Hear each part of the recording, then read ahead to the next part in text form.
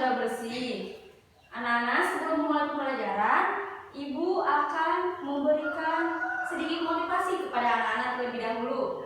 Nah, di sini karena proyektor tidak ada, jadi memakai laptop saja ya. Nah, anak-anak, Ibu akan memberikan sebuah video motivasi sebelum mulai pembelajaran. Silakan anak-anak berdiri terlebih dahulu. Kita akan menyanyikan lagu Indonesia Raya.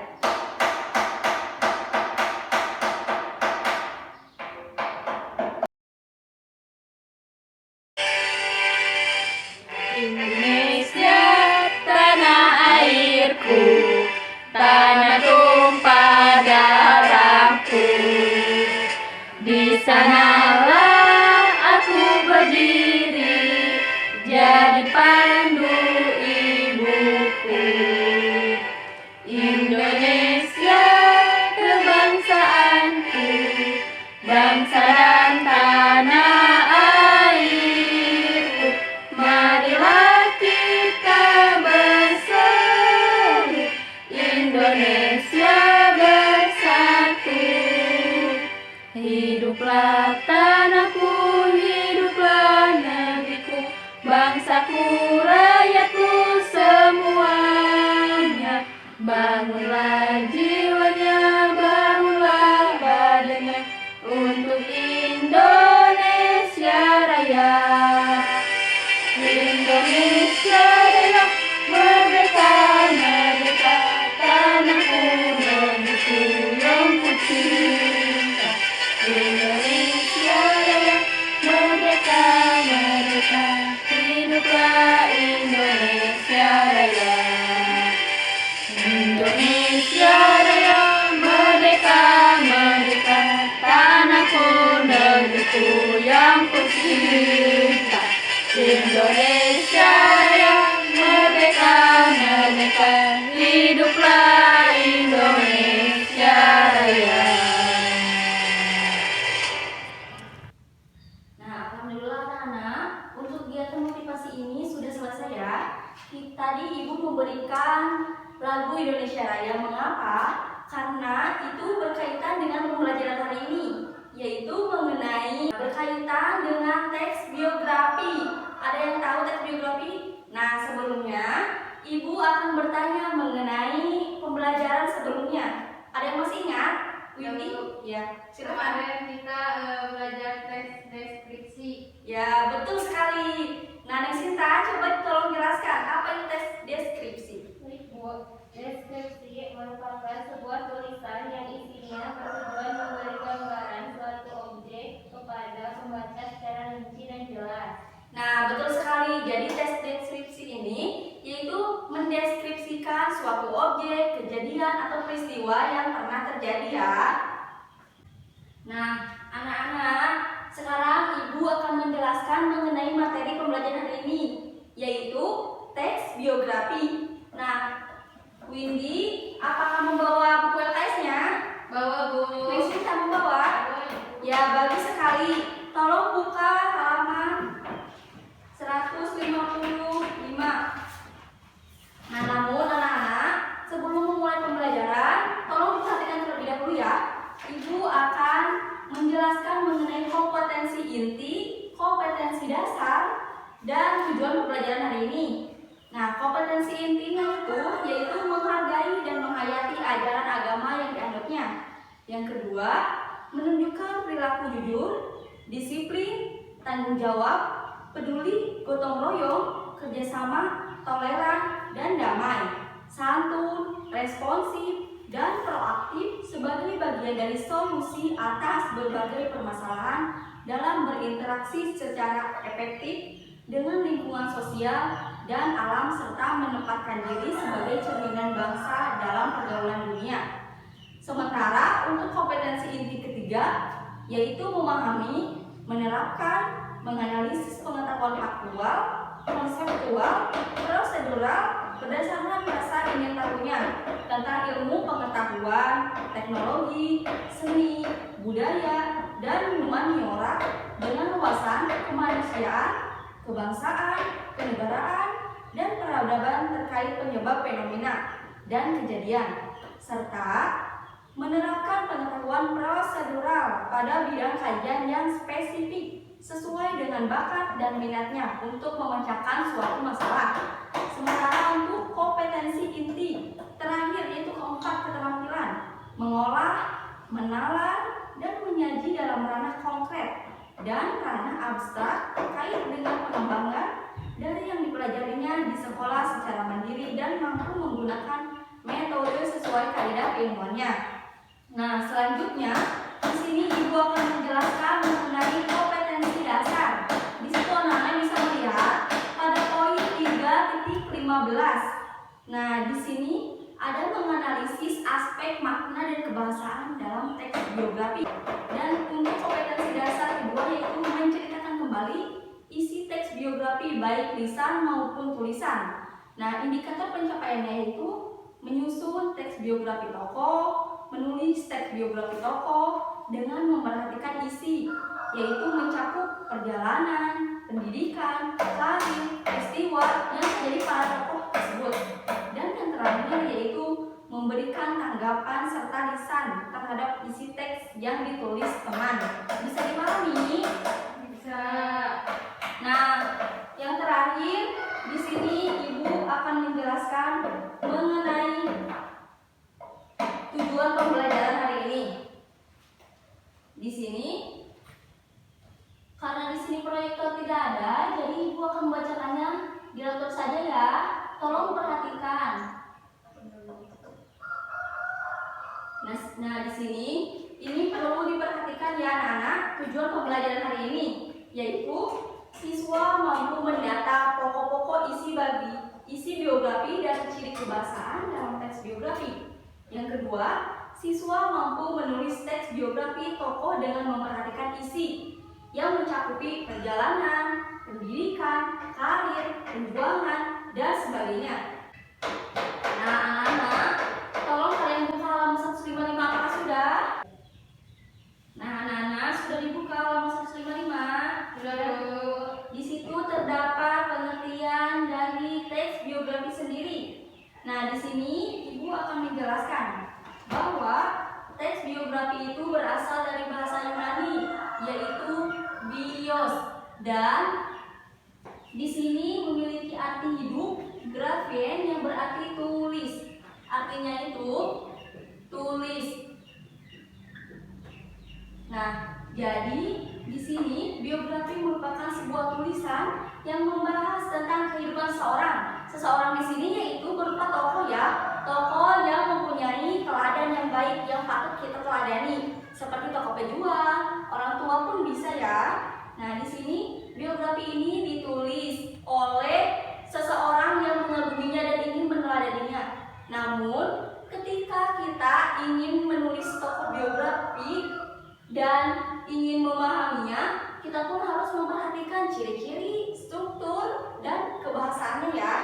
Nah, Windy, di situ terdapat ciri-ciri biografi. Tolong jelaskan, tolong baca dan jelaskan mengenai ciri-ciri teks biografi itu.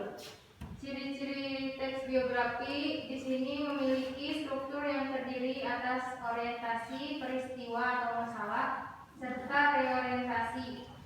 Membuat berdasarkan informasi fakta serta disajikan dalam bentuk narasi. Berdasarkan pengalaman hidup seseorang yang diceritakan dalam tokoh biografi tersebut. Selanjutnya, ciri-cirinya ini memiliki struktur ya anak-anak, tolong diperhatikan. Serta yang kedua membuat informasi fakta. Jadi harus sesuai fakta, tidak boleh meraba-raba mengenai peristiwa tersebut. Dan yang ketiga berdasarkan pengalaman hidup dari seorang tokoh tersebut, tentunya ya. Nah, di sini terdapat struktur teks biografi yang perlu diperhatikan, yaitu terdapat 3 struktur.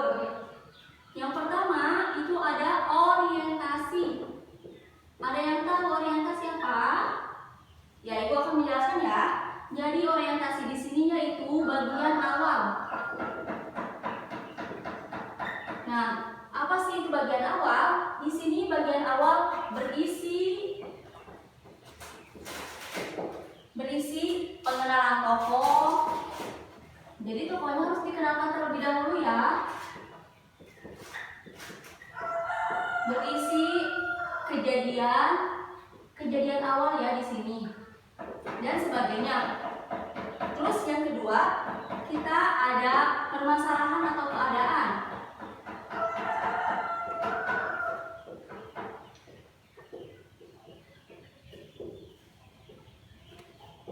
Nah, di sini sudah jelas ya bahwa pasti setiap kehidupan itu ada permasalahan. Namun di sini permasalahannya itu harus sesuai dengan tujuan. Nah, tokoh tersebut memiliki tujuan. Seperti misalnya Bapak Ki Hajar Dewantara, beliau memiliki permasalahan yaitu pada saat itu berkaitan dengan pendidikan ya. Nah, di sini berisi mengenai sebuah kejadian atau permasalahan yang pernah dialami.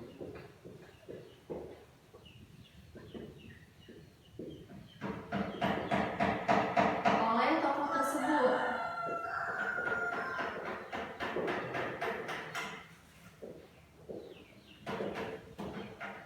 Yang ketiga, itu ada reorientasi. Terlihat tidak? Terlihat. Reorientasi ini yaitu bagian penutup.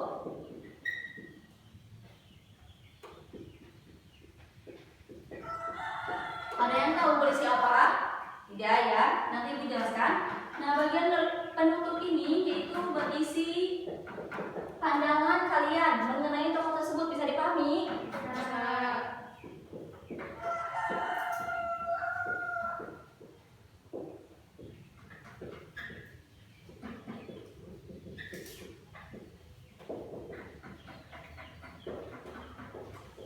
Nah, anak-anak, jadi struktur teks biografi ini ada berapa?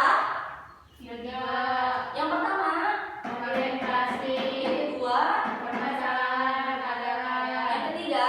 reorientasi. Ya betul, jadi ada 3 ya, perlu diingat pula. Nah, di bagian di orientasi ini, anak-anak perlu diingat pula bahwa ini berisi pandangan mengenai tokoh tersebut. Ini bersifat opsional, artinya anak-anak boleh mencantumkan atau tidak, tapi lebih baik anak-anak mencantumkan ya, karena di sini kalian mengeluarkan pandangan atau pendapat mengenai tokoh tersebut. Anak-anak, apakah ada yang ingin ditanyakan dari struktur teks biografi ini? Saya Bu. Ya, boleh. Bu, dari struktur teks biografi itu apakah semuanya dipakai? Ya, bagus pertanyaannya ya. Nah, dari struktur teks biografi ini, tentunya ini harus diperhatikan dan harus dipakai pula ya, karena ini operasional, jadi tapi ini harus dipakai tetap karena berisi pandangan kalian mengenai tokoh yang kalian pilih sebagai teladan ya. Nah, anak-anak, di sini ini bisa dipahami? Bisa. Nah, selanjutnya Ibu akan memberikan sebuah video mengenai tokoh yang patut untuk kita teladani. Tokoh pejuang, beliau adalah Ki Hajar Dewantara. Ada yang tahu? Beliau biasa dikenal dengan sebutan apa? Pendidikan. Ya, betul sekali. Beliau dikenal sebagai Bapak Pendidikan ya. Di sini Ibu akan menayangkan sebuah video. Kalian tolong cermati dan pahami ya. Nanti Ibu akan bertanya mengenai video Bapak Ki Hajar Dewantara ini.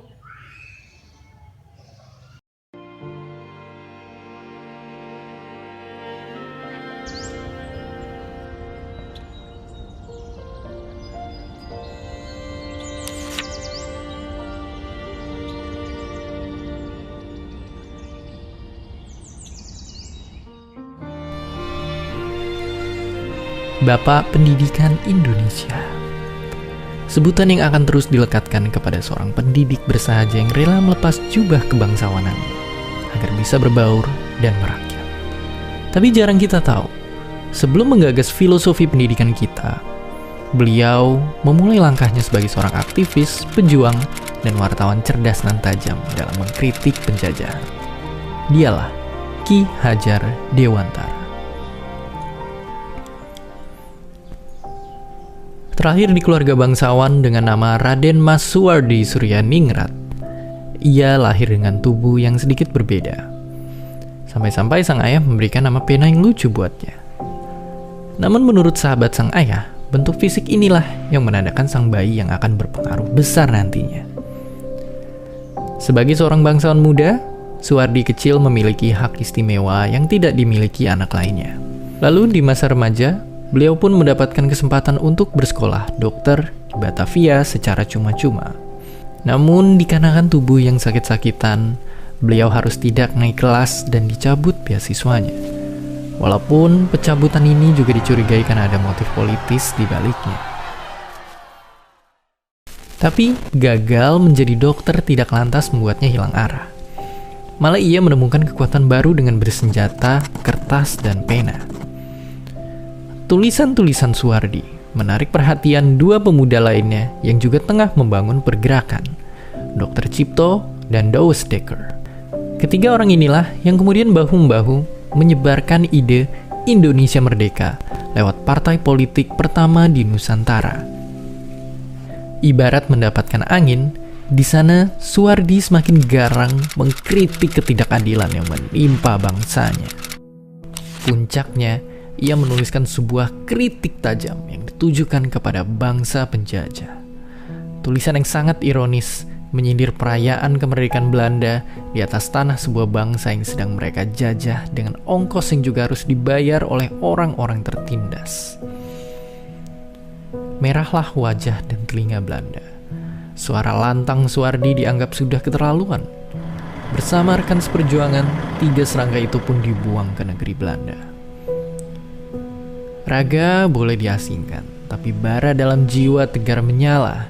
Di tengah pengasingan, Suwardi justru tercerahkan. Ia mengenal gagasan pendidikan dari tokoh-tokoh besar yang ide-idenya kelak membawanya ke arena juang yang sama.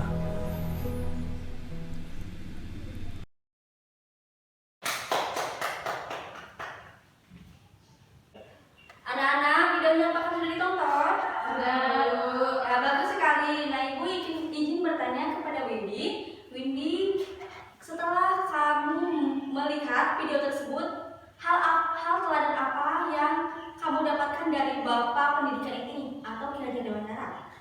Yang saya dapatkan tekun belajar dalam keadaan apapun, Bu. Ya, betul sekali. Jadi, Ki Hajar Dewantara ini tekun dalam belajar ya. Ning Sinta boleh menambahkan? Tidak terpuruk dalam kegagalan, Bu. Ya, betul sekali. Ini perlu dicontoh juga bahwa kita tidak boleh terpuruk dalam kegagalan. Nah, selain itu, terdapat Bapak Ki Hajar Dewantara ini aktif bersosialisasi dalam kegiatan bermasyarakat. Jadi, ini perlu diteladani ya. Bapak Ki Hajar Dewantara ini selalu memberikan pendidikan yang begitu luar biasa kepada masyarakat, tentunya pada waktu itu kurang dalam pendidikannya ya. Nah, perlu diingat pula bahwa Ki Hajar Dewantara ini atau Bapak Pendidikan ini beliau selalu menganut 3 semboyan, yaitu ing ngarso sungtulado, ing madya wangun karso, tuturi handayani. Ada yang tahu penjelasannya? Di depan memberi teladan, di tengah membangun kemauan, di belakang memberi dorongan. Nah, perlu diingat pula ya oleh anak-anak 3 semboyan itu. Bisa dipahami? Bisa.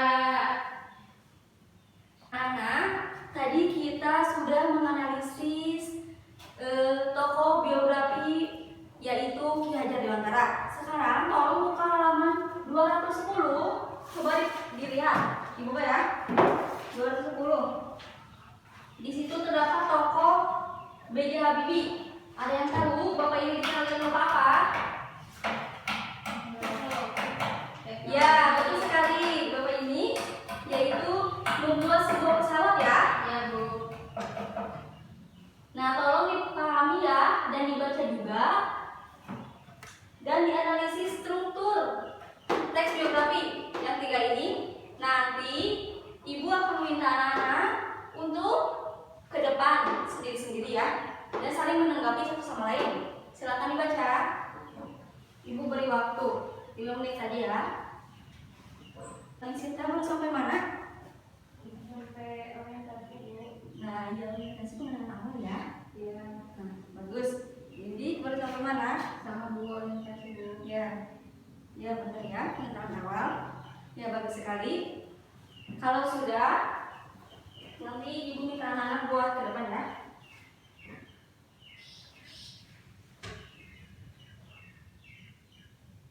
Anak-anak, apakah sudah selesai pengerjaannya? Sudah, Bu. Nah, bagus sekali ya. Sekarang ibu akan mengajak kalian. Kalian akan mempresentasikan hasilnya di depan kelas. Dan yang lain, tolong menanggapi ya. Ya, Bu. Dan disimak pula. Neng Sinta, boleh ke depan untuk mempresentasikan hasilnya. Ya, Bu.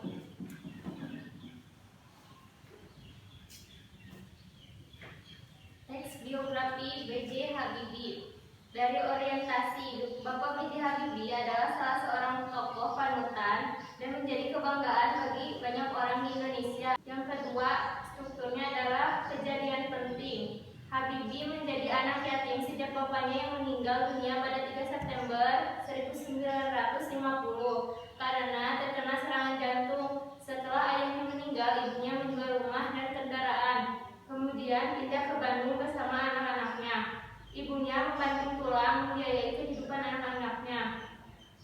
Di Indonesia, Habibie menjadi Menteri Negara Ristek atau Kepala BPPT selama 20 tahun, Ketua Ikatan Cendekiawan Muslim Indonesia atau disingkat ICMI, memimpin perusahaan BUMN strategis, dipilih menjadi Wakil Presiden RI dan menjadi Presiden RI ketiga setelah Soeharto mundur pada tahun 1998. Pada masa jabatan Habibie terjadi referendum di Timor Timur sampai akhirnya Timor Timur memisahkan diri dari Indonesia. Dalam masa jabatannya yang singkat, B.J. Habibie telah meletakkan dasar bagi kehidupan demokrasi dan persatuan wilayah Indonesia dengan disahkannya Undang-Undang tentang Otonomi Daerah dan Undang-Undang tentang Partai Politik, Undang-Undang tentang Pemilu dan UU tentang susunan kedudukan DPR atau MPR. Sekarang yang ketiga adalah reorientasi, yaitu turun dari jabatan sebagai presiden, Habibie kembali ke Jerman bersama keluarga. Pada tahun 2010,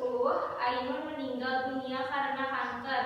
Sebagai terapi atas kehilangan orang yang dicintai, Habibie menulis tentang kisah kasih dengan Ainun yang kemudian dibukukan dengan judul Ainun dan Habibie. Buku ini telah difilmkan dengan judul yang sama. Terima kasih.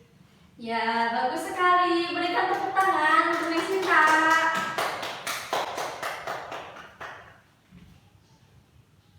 Nah, jadi pada halaman 210 itu mengisahkan tentang tokoh biografi yaitu B.J. Habibie. Nah, setelah tadi kita mendengarkan hasil pengerjaan dari Neng Sinta, Ibu ingin bertanya. Namun, Ibu akan mewakili terlebih dahulu ya. Ibu akan mengadakan evaluasi. Di sini Ibu akan bertanya kepada Windy. Windy, tadi menyimak penjelasan dari Sinta? Menyimak, Bu. Nah, Ibu akan bertanya, hal teladan apa yang kamu ambil dari tokoh biografi B.J. Habibie tersebut? Yang saya bisa ambil, beliau disiplin dalam membagi waktu, rasa ingin tahunya banyak, penuh pengabdian, dan peduli keluarga. Ya, betul sekali ya. Banyak sekali hal-hal yang patut kita teladani dari beliau ini, yaitu Bapak B.J. Habibie. Nah, di sini saya akan bertanya, Ibu akan bertanya kepada Neng Sinta mengenai struktur teks biografi. Masih ingat? Masih. Nah, struktur teks biografi itu ada berapa? Coba. Ada 3. Yang pertama, Orientasi. yang kedua, Kejadian. yang ketiga. Reorientasi. Ya, betul. Ketiganya ini apa? Yang pertama apa coba? Orientasi. Iya. Orientasi itu pengenalan. Pengenalan awal ya. Awal. Yang kedua, Ada kejadian peristiwa. Berisi pengenalan. Ya, benar, permasalahan ya. Yang ketiga, Reorientasi. atau Pandangan tentang tokoh tersebut ya. Nah, betul sekali. Nah, jadi dari struktur teks biografi ini ada 3. Kalian perlu pahami. Nanti kalian boleh mengaplikasikannya. Karena teks biografi ini banyak sekali ya ruang lingkupnya. ada pejuang, orang tua, dan lainnya pula. Anak, struktur teks biografi ada 3. Yang pertama, Orientasi. yang kedua, Permasalahan. yang ketiga, Reorientasi. Nah, ini perlu diingat ya, struktur teks biografi ini. Selanjutnya, untuk materi selanjutnya, pertemuan selanjutnya, itu mengenai teks hasil observasi. Namun, di sini Ibu akan memberikan sebuah tugas mengenai teks biografi. Anak-anak boleh menuliskan salah satu tokoh yang patut anak-anak untuk diteladani ya. Bisa dipahami? Bisa. Nah, alhamdulillah anak-anak untuk belajar hari ini telah selesai. Mari kita mengucapkan hamdalah. Alhamdulillahirobbilalamin. Alhamdulillah ya, semoga belajar hari ini bisa kita dapat ilmunya dan bermanfaat bagi kita sendiri dan orang-orang di sekitar kita. Amin, amin ya rabbal alamin. Windy, tolong siapkan untuk berdoa. Perhatian. Siap. Baca doa dimulai. Selesai. Salam. Assalamualaikum warahmatullahi wabarakatuh. Waalaikumsalam